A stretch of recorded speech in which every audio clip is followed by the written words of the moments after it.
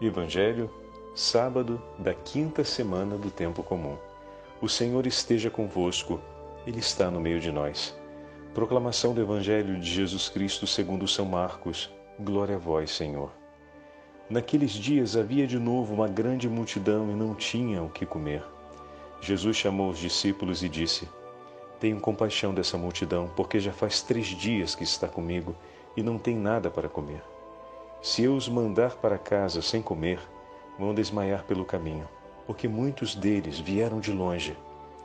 Os discípulos disseram: Como poderia alguém saciá-los de pão aqui no deserto? Jesus perguntou-lhes: Quantos pães tendes? Eles responderam: 7. Jesus mandou que a multidão se sentasse no chão.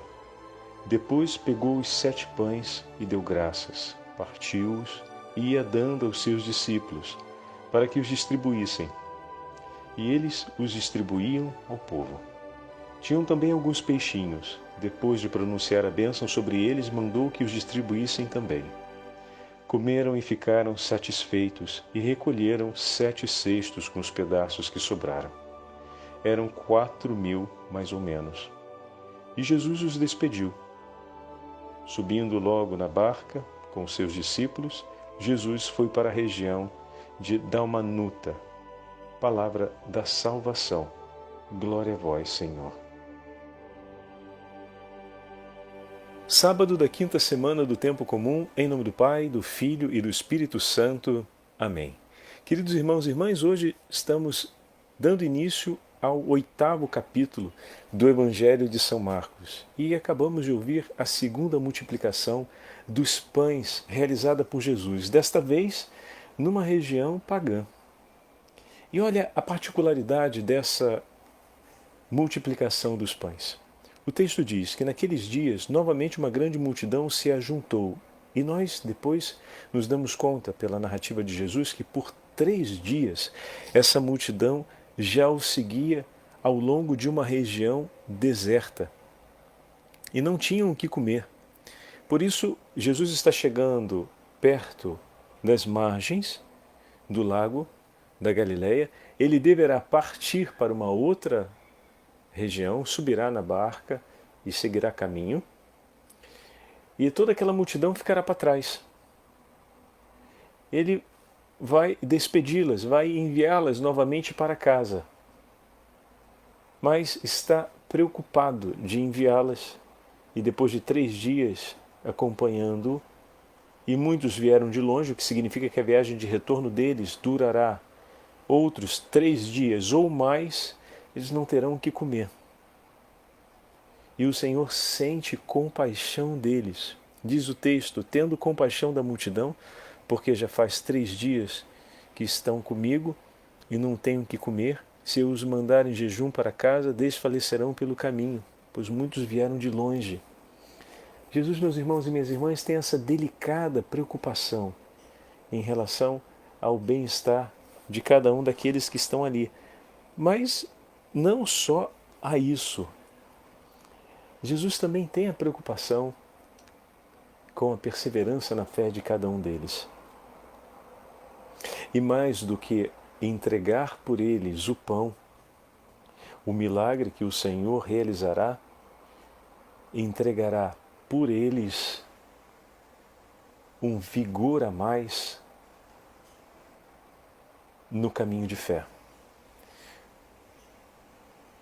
Forte é o testemunho da misericórdia do Senhor, que se compadece do seu povo. Forte também é o testemunho desse Senhor que se faz socorro por eles. Então, tomando em suas mãos o pouco pão que havia da parte dos apóstolos, Jesus ergue e abençoa diante da multidão. E depois que ele dá graças, parte e o abençoa e distribui para a multidão, eles estão também, não se esqueçam, estamos diante de um ambiente pagão que não conhece a tradição de Israel. Jesus está educando a vida de oração. O pão que foi distribuído para todos foi o escasso pão que havia os discípulos. Vocês perceberam essa particularidade? São 12. Eles tinham só 7 pães, não dava nenhum pão para cada um. Eles também tinham pouca comida e seguiriam a travessia para um outro lado. Mas ao desembarcarem lá, provavelmente não faltaria o recurso necessário para cada um deles. Poderiam suportar um pouco mais da fome e ainda tinham alguns haveres escassos, que não era suficiente para todos, mas o suficiente para não desfalecerem na travessia. E eles oferecem esse pouco que têm. Jesus pergunta o que tem e eles oferecem esse pouco.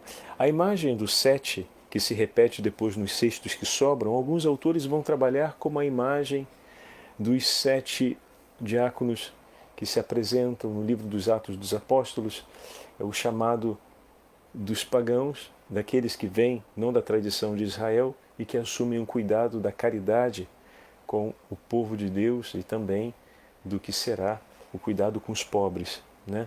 E com os mais necessitados. Mas a parte esse discurso sobre o símbolo do 7, eu queria mesmo focalizar com vocês essa particularidade.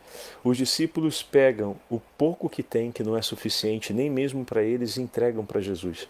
Sair desse medo do não faltar para mim, para colocar tudo nas mãos do Senhor. O gesto educa a renúncia ao egoísmo e a prioridade por si mesmo. O Senhor pede que lhe seja entregue.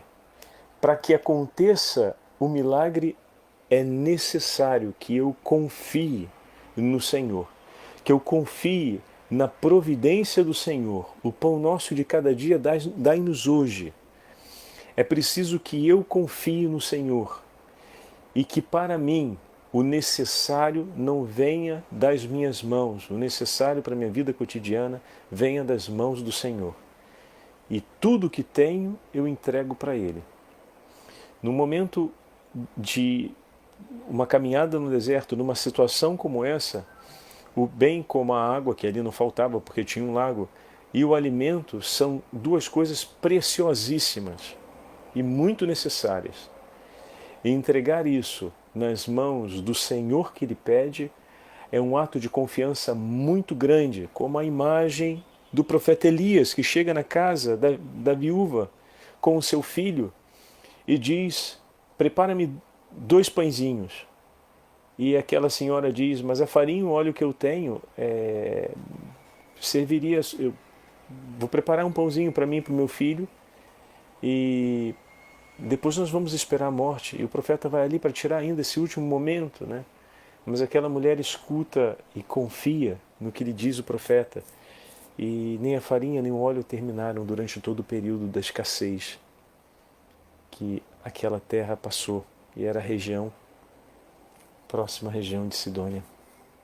Então, aqui se repete a imagem do profeta, mas agora vivida na experiência dos apóstolos que têm diante de si o Senhor que diz: entrega-me. Normalmente nós olhamos o impacto do que são 7 pãezinhos para toda aquela gente, de que é uma oferta mínima, uma oferta praticamente insuficiente para se pensar sequer um socorro de emergência, quanto mais alimentar uma multidão. Agora, se olhamos para a experiência pontual dos apóstolos, que nós somos chamados a viver e entregar e confiar no Senhor, na providência, de que é das mãos dele que recebemos. Mas vamos receber das mãos dele se tivermos a coragem de entregar o que somos e o que temos nas mãos dele. O nosso auxílio vem do nome do Senhor que fez o céu e a terra. Vem mesmo. Se vem, nós entregamos, toda vez que ele nos pede. Falávamos esses dias de Bernadette, de como era pequenina, de como ela mesma se via tão limitada, e era de fato muito limitada em alguns quesitos ou características humanas. Entretanto se entrega completamente às mãos da Virgem Maria para cumprir a missão de anunciar a presença da Imaculada Conceição, para ir até os sacerdotes e falar a mensagem que a Virgem lhe havia confiado. Que maravilha, né, meus irmãos? Então, é dessa mesma forma, os apóstolos ali entregam para ele os 7 pães. E o Senhor, esse é o primeiro ensinamento que fica à multidão, da confiança da confiança, de não parar no egoísmo, mas de entregar, confiar-se à providência. E o Senhor, quando toma nas mãos, ergue os olhos aos céus, agradece, rende graças a Deus, abençoa e distribui. São os passos necessários para entendermos a vida na caridade. Tudo o que tomamos, rendemos graças a Deus e não retemos para nós, mas entregamos por amor a nossos irmãos e irmãs. Cada bênção que o Senhor nos dá, cada graça, cada bem que o Senhor nos concede, rendemos em tudo, rendei graças, ensina o apóstolo. Em tudo rendei graças ao Senhor. Rendemos graças ao Senhor e assim cumprimos o ato de justiça, reconhecendo que tudo vem dele, que nossa vida e tudo que nos pertence está em suas mãos. E em seguida, o que fazemos depois desse reconhecimento, porque os bens permanecem em nossas mãos? Alegramos o nosso coração com a entrega, com a partilha. Se no render graças entregamos a Deus e consagramos a Ele o que dele recebemos, agora é hora de viver essa graça e essa alegria com os nossos irmãos, a partilha. E agora o que eu faço com isso que permanece aqui em minhas mãos? Me alegro uma segunda vez, que a alegria do Senhor seja a nossa força, como diz o texto do profeta. E nós entregamos então aos nossos irmãos e irmãs aquilo que de Deus recebemos, dividimos, fazemos participar a eles agora essa alegria que vem do Senhor. A alegria de termos consagrado a Deus tudo que de Deus recebemos. Ela se torna testemunho para vocês. Cada um daqueles que recebiam do pão multiplicado e do peixe abençoado e multiplicado, tomava parte nessa alegria, mas tomava parte também nesse testemunho, recebendo dos frutos, podem frutificar agora. Mas não só porque receberam os frutos, mas porque aprenderam do Senhor a como ser terra fértil, se pegamos a imagem. Assim como Ele fez, fazei. Como eu vos tenho amado, amai-vos uns aos outros. E eles aprenderam desde o coração que se move por compaixão, ao coração que pela compaixão se une, que suplica a oferta, que toma nas mãos, que rende graças a Deus, que abençoa e que depois distribui aquilo que a Deus foi consagrado. E dessa forma, eles levam para casa não só o alimento para fazerem a viagem de volta, mas o alimento e o ensinamento necessário para fazerem uma viagem muito maior, viagem rumo à vida eterna, a viagem da vida cristã. O Senhor não dá apenas pão e peixe para que eles caminhem de volta para casa, mas ali, naquela multiplicação que agora nós acabamos de ouvir a narrativa, naquele despedir as multidões, o Senhor os envia, mas antes ensina como eles devem fazer para se prepararem com um alimento justo o suficiente para a caminhada rumo aos céus, para a caminhada na vida cristã. Não podem faltar esses passos para que a gente consiga, do encontro com Jesus, voltar, ou melhor, partir em missão e com Ele permanecermos, porque toda vez que estivermos reunidos em seu nome, Ele estará conosco. Toda vez que eles cumprem esse gesto que aprenderam ali às margens do Mar da Galileia, o Senhor está com eles, o Senhor os abençoa, e assim eles vão caminhar todo o caminho da vida rumo à eternidade com Cristo. Foram despedidos, mas ao mesmo tempo enviados em missão, para levar o nome do Senhor e realizar a caridade com um ato de justiça e de fé, por onde passarem, até chegarem à destinação última que Deus preparou para cada um de nós, que é o céu. Passarão por suas casas aqui, mas o nosso destino é o reino dos céus. Que beleza, meus irmãos, né? A delicadeza dessa multiplicação, não podemos esquecer, estamos sempre dentro desse ambiente que não é o ambiente dos filhos de Israel, então o Senhor faz uma catequese. A gente fala de ensinar as crianças a rezarem na hora da refeição. E a gente diz, sempre com muita propriedade, para as crianças antes da refeição, agradecerem a Deus. Mas fiquem atentos, que às vezes a gente está ensinando quase que um pragmatismo ritual. Deve ser ensinado. Devemos agradecer a Deus antes da nossa refeição, em família. Abençoar. Mas é essa dinâmica, a dinâmica que precisa ser aprendida. O rito tem o seu valor e a sua pertinência e precisa ser mantido.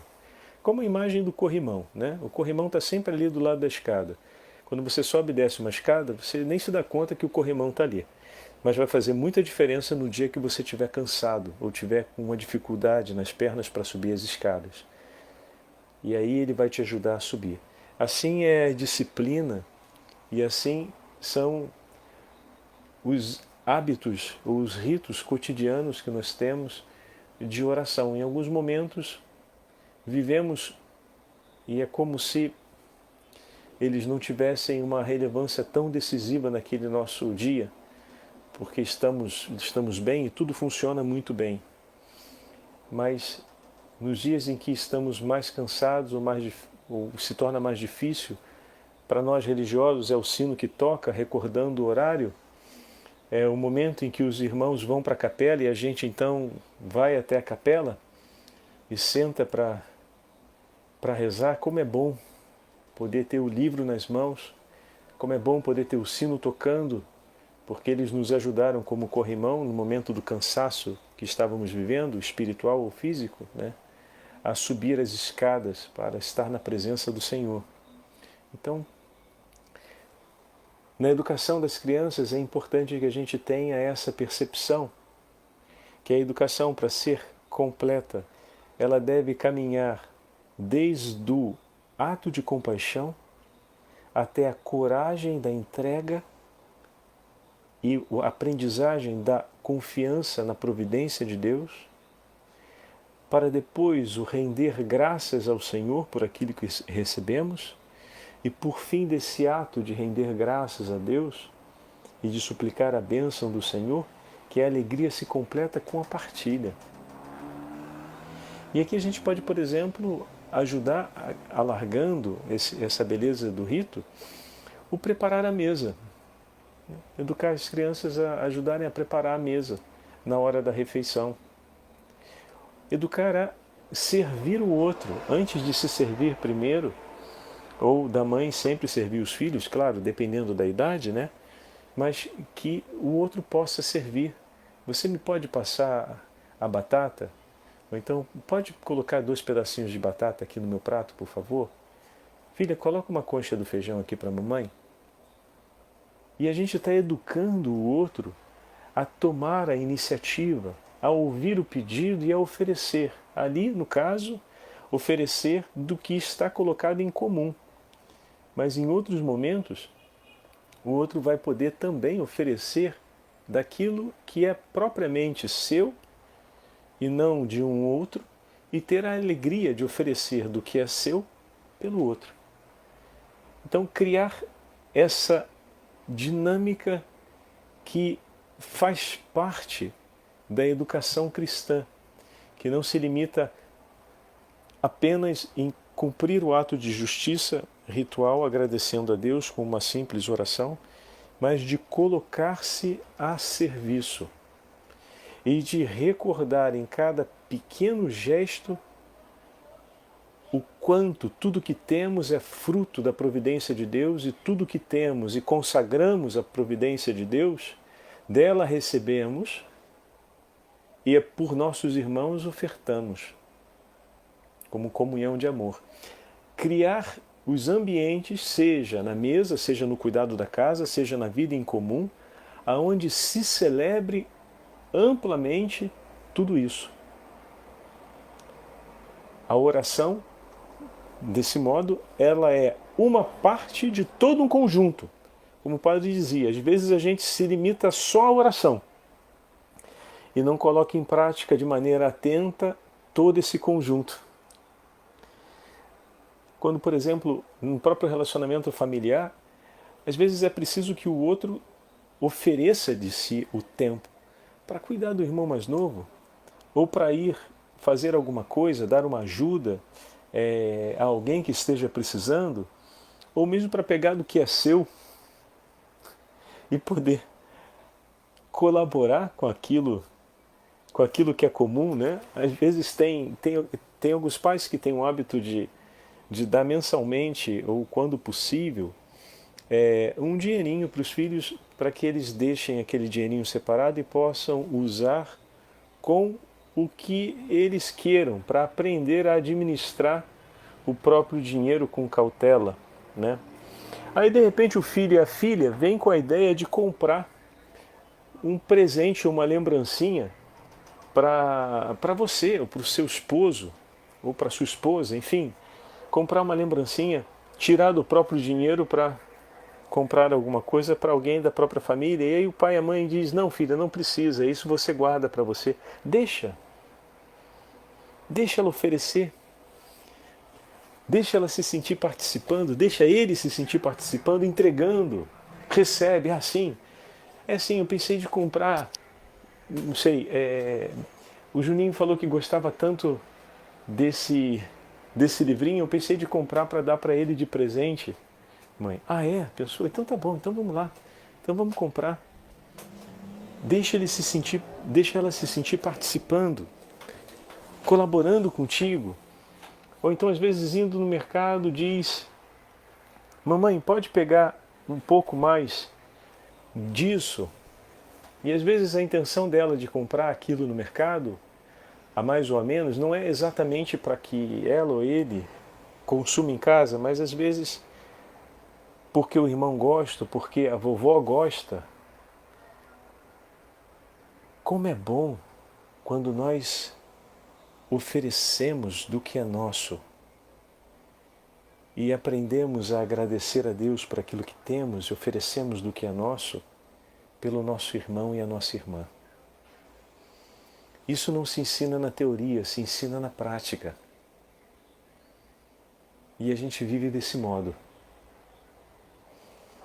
Quantas vezes a gente pode, deixando de tomar um café, deixando de fazer um lanche na rua, usar aquele dinheirinho para ajudar uma pessoa necessitada? Bom, se tenho 50 centavos, R$1 no bolso, que eu tinha pensado de passar na padaria para tomar um café antes de ir para casa, e uma pessoa necessitada me pede aquele dinheiro, entrega aquele R$1 para ela, e dessa forma algo muito melhor do que o café foi aproveitado naquela tarde. Eu abro mão do meu café, mas não abro mão de te ajudar.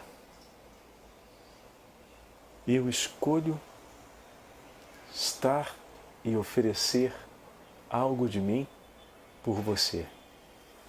E isso alegra meu coração. Ajudar as nossas crianças a amadurecerem essa sensibilidade e amadurecer junto com elas isso. A vida vale a pena quando nós entregamos pelo nosso irmão e a nossa irmã o testemunho necessário para que eles consigam caminhar conosco não só pelas intempéries desse tempo, mas juntos para o reino dos céus. O Senhor esteja convosco, Ele está no meio de nós. Pela intercessão da Santa Mãe de Deus e de São José, abençoe-vos o Deus Todo-Poderoso, Pai, Filho e Espírito Santo. Amém.